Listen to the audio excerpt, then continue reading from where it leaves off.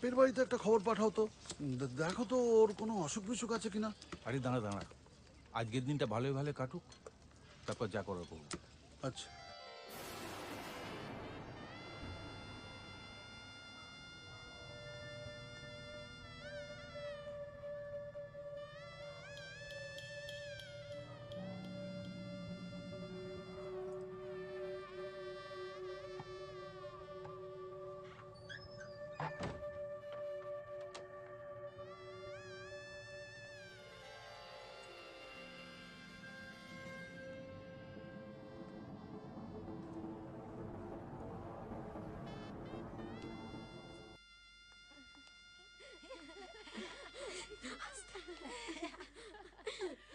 এই বেরো ওখান থেকে, বেরো ওখান থেকে, বেরো। শাওন, মার খাবি কিন্তু এবার।